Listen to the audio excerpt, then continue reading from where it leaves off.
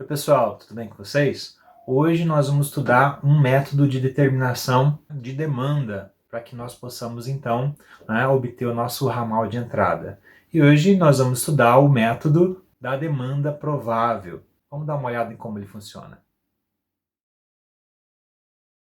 O método que nós vamos utilizar hoje, ele depende do conhecimento de todos os equipamentos que vão estar ligados na nossa instalação. Bom, e uma vez que tenhamos todos os equipamentos, o primeiro passo é a estimativa da potência total instalada. Essa é a estimativa da potência que uma instalação gastaria caso todos os equipamentos estivessem ligados ao mesmo tempo. O próximo passo é consultar, então, as normas da nossa concessionária. E aí, ao longo do Brasil, nós temos diversas concessionárias. Vamos fazer aqui alguns exemplos. Então, vamos dar uma olhada nessa residência urbana aqui. Uma residência simples, não tem quase nada nela, tem poucas lâmpadas, um chuveiro, uma geladeira, tá? Então o importante é que nós tenhamos todos os equipamentos que vão ser ligados na instalação. E a partir dele nós vamos estimar então a carga total instalada. E a carga total você pode ver que deu aí 7,83 kW. Então nós temos que na tabela 1 da CEMIG, a faixa A, que são as instalações monofásicas, atende de 0 até 10 kW. E a faixa B atende aí de 0 até 15 kW. Opa, então quer dizer que nós poderíamos nos encaixar tanto na faixa A quanto na faixa B? A priori, sim. Então como é que eu posso escolher se eu vou ser atendido de maneira monofásica ou bifásica? Então, na verdade, nós temos que olhar mais uma coisa. Nós temos que olhar os tipos de equipamentos que nós temos. Então, olha só, as unidades consumidoras monofásicas, elas têm que estar, claro, dentro do limite monofásico da sua concessionária, e aí elas também não podem ter motores monofásicos com potência superior a 2 cavalos, e nem máquinas de solda com potência superior a 2 kVA. Se nós tivermos qualquer um desses dois equipamentos ultrapassando esse limite, nós passamos então necessariamente para a próxima categoria. Então, no caso das categorias bifásicas, além, claro, de nos enquadrarmos na categoria bifásica pela demanda, nós também não podemos exceder motores com potência maior do que 5 cavalos e não podemos ter máquinas de soldas ou transformadores com potência superior a 9 kVA. E se a gente ultrapassar isso, necessariamente a gente passa para a faixa trifásica. Então, voltando aí para o exemplo da nossa residência, com 7,83 kW, nós nos encaixamos tanto na faixa monofásica quanto na faixa bifásica da CEMIG. Então aí a análise é a seguinte: nós não temos listados nenhum motor com carga superior a 2 cavalos e também não temos nenhum transformador ou máquina de solda listada com potência superior a 2 kVA. Como nós não ultrapassamos esses limites, nós somos necessariamente então uma ligação monofásica. Ótimo, então vamos pegar um segundo exemplo agora. Dá uma olhada aí na tela. Esse segundo exemplo é um sítio. E aí nós temos, claro, mais carga. Nós temos aí então chuveiro, torneira elétrica, lâmpadas, televisão, máquina de lavar e assim por diante. Somando tudo, a nossa carga instalada está aí em 14,36 kW. Bom, na CEMIG, nós vemos que nós não conseguimos mais nos encaixar na faixa A, ou seja, a faixa monofásica, porque o limite dela são 10 kW, então não tem jeito de ser uma ligação monofásica. Vamos dar uma olhada na bifásica? Então o limite na CEMIG da faixa bifásica é de 15 kW. Então nós podemos nos encaixar nessa categoria, aí nessa faixa bifásica. Resta saber, nós temos algum aparelho listado que seja impeditivo a essa faixa, ou seja, temos algum motor acima de 5 cavalos ou transformador acima de 9 kVA? Não, não temos. Então, esse sítio aí é a faixa bifásica. Vamos receber então 3 fios, um é o neutro e os outros 2 são duas fases, a e a B, ou a e a C, ou a B e a C, e isso aí já quem decide é a própria CEMIG. E vamos aí, claro, para o nosso terceiro exemplo. O nosso terceiro exemplo aí é um restaurante. Então é um estabelecimento comercial e é um estabelecimento que então possui uma carga instalada, né? Claro, compreensivelmente maior. A soma dessa carga instalada aí nós temos então 26,12 kW. Se fosse na CEMIG, né, nós olhamos que ela extrapola tanto a faixa A, que vai até 10 kW, que é a monofásica, quanto a faixa B, que vai até 15 kW, que é a bifásica. Então não tem jeito, né, de ser monofásico nem bifásico pela CEMIG, tudo bem? Então necessariamente nós vamos ser trifásicos. Para a CEMIG nós vamos ter que utilizar então, né, a faixa trifásica que está na tabela número 2. Então a tabela número 2 está aparecendo para você aí na tela, tá? Mostra aí a categoria C, né, que tem várias faixas de C1 até a C8 aí, né? Nós temos aí para a faixa trifásica que está em kVA. Nossa! E nós só temos em quilowatts. O que está acontecendo? Não é? Olha só, o que está acontecendo é o seguinte: quando você não se encaixa na faixa monofásica ou bifásica, significa que você tem coisas demais na sua instalação. Tudo bem? E se você tem coisas demais, significa que você não vai utilizá-las todas ao mesmo tempo. Pensa bem, dá uma olhada aí em qualquer instalação elétrica que você consiga pensar. Pode ser na sua casa mesmo, né? Ou, sei lá, no escritório que você trabalhe, alguma coisa nesse sentido.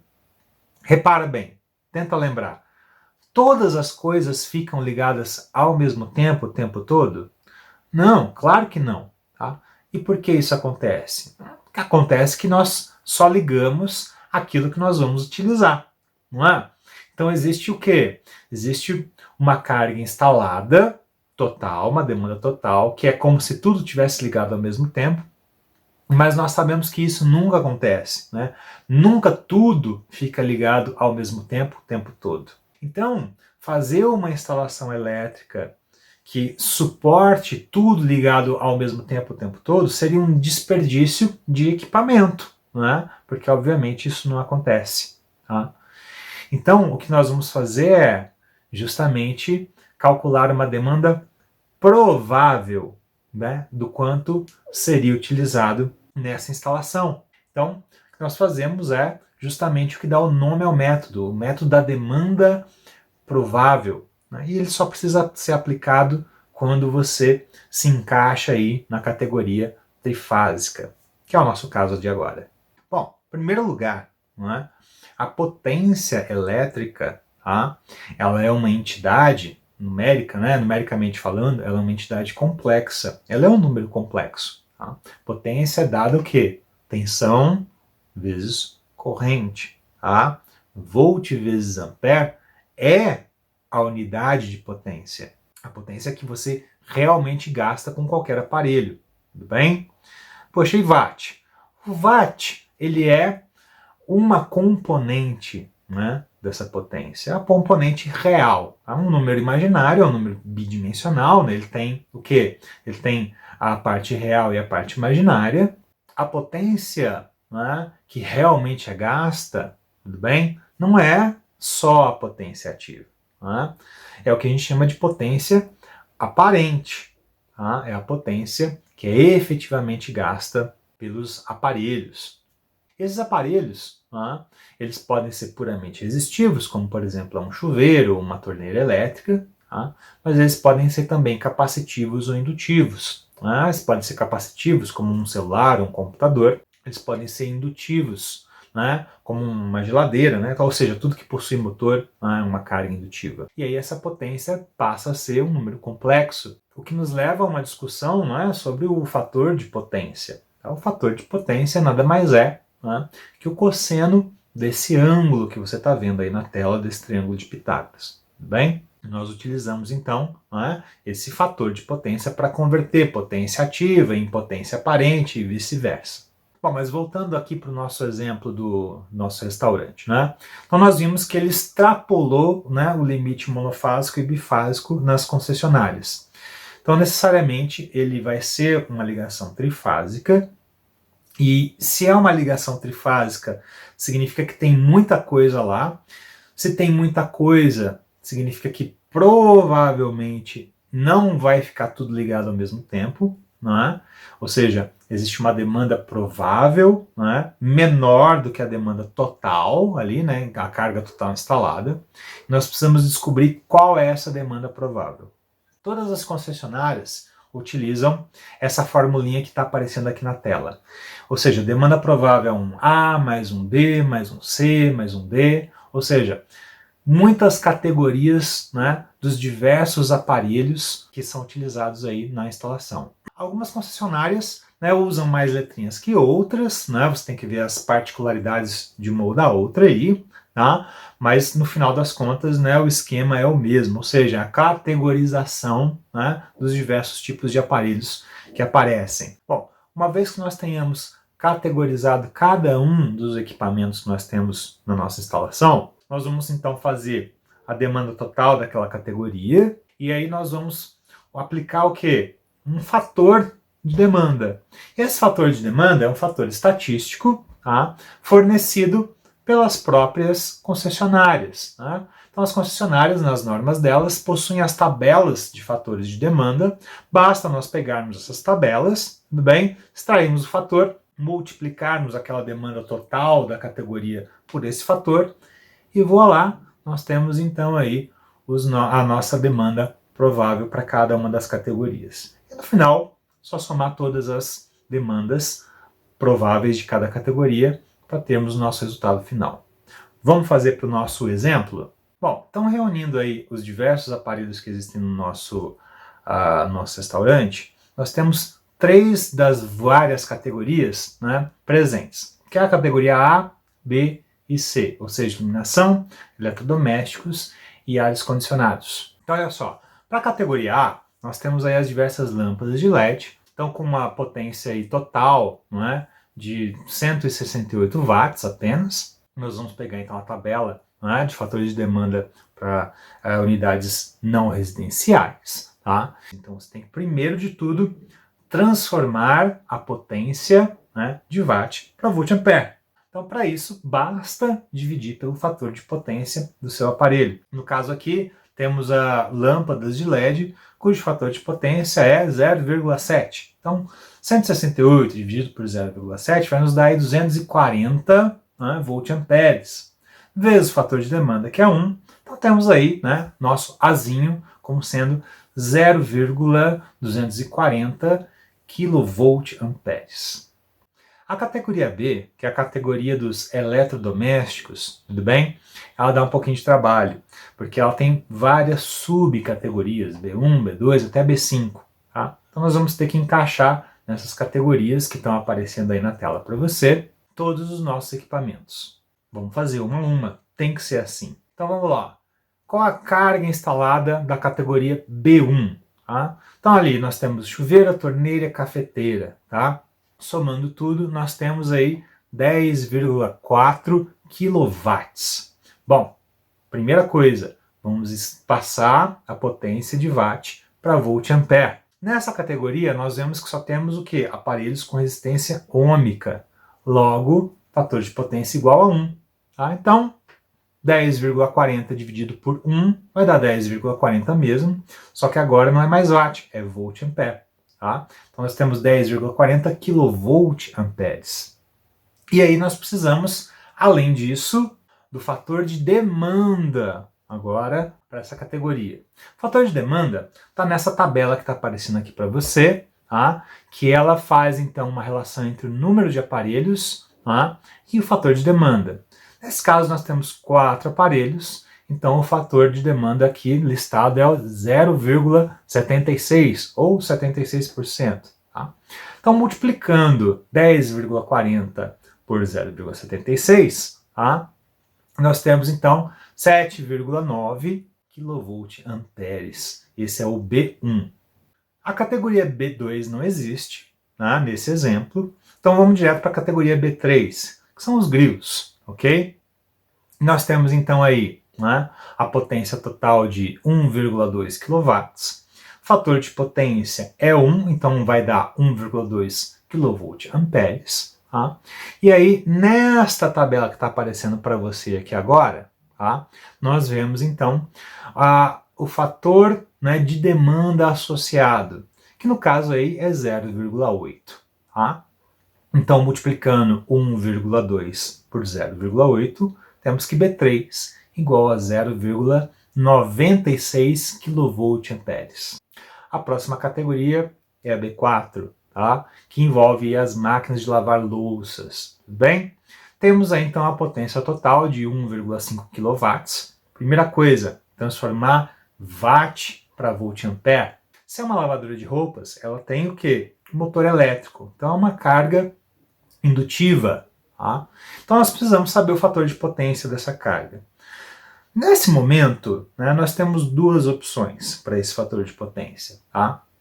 A primeira opção é saber o fator de potência dessa carga por meio do manual do fabricante, né, por meio de informações disponíveis aí, por exemplo, na internet, e utilizá-la.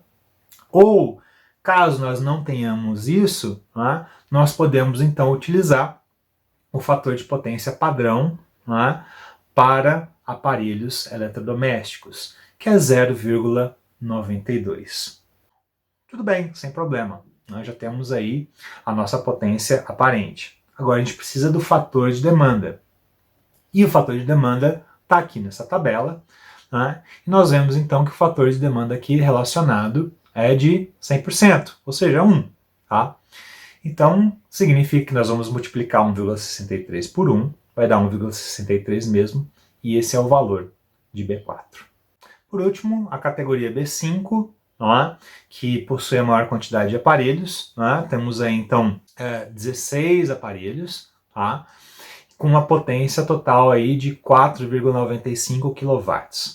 Nós temos aí o fator de potência igual a 0,92. O fator de demanda está aí na tabela aparecendo para você. Então 16 aparelhos vai dar um fator de demanda de 43%, ou seja, 0,43. Nós temos 2,314 kVA. Isso é o B5. Nossa última categoria, a categoria C, é a categoria dos ares condicionados. Nós temos 3 ares condicionados aí. Bom, nesse caso, foi fornecido o fator de potência desses aparelhos, é 0,9.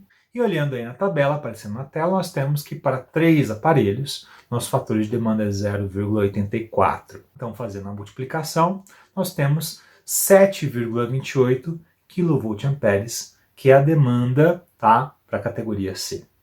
E aí, para finalizar então, tá, a nossa demanda provável é a soma de todas as categorias, a A, a B e a C no nosso caso aqui. Tá? Então, somando tudo, a nossa demanda provável é de 20,33 kVA. Então, basta nós nos encaixarmos, né, numa dessas várias subclasses. Então, aparecendo aí na tela para você agora, né, a tabela da CEMIG, nós podemos ver que nos encaixamos, então, na categoria C2, tudo bem? Então, nós vamos receber aí 4 fios, né, sendo que 3 deles são as 3 fases, tá? Mais o neutro, claro, não é? E o restante da tabela, que está destacado aí para você, te dá todo o restante do que é necessário para fazer esse padrão de entrada. Tá? O seu ramal de entrada, então, vai ser, olha só, trifásico, a 4 fios, ou seja, o quarto fio é o neutro, em baixa tensão, e aí ele vai ser um ramal aéreo. Ele vai ser composto, né, pelo aterramento, pelo poste, pelo porta-leite, né, pela bengala, pela caixa de medição, pelo medidor. Tá? Tem a proteção, né, diretamente ligada no medidor, né, e tudo isso está listado aí para você. Tá? Basta você ir lá comprar e fazer a instalação, que a CEMIG faz, né, o ramal de entrada para você. Tudo bem? Ainda mais, eu espero que você tenha sanado suas dúvidas, né? E até a próxima.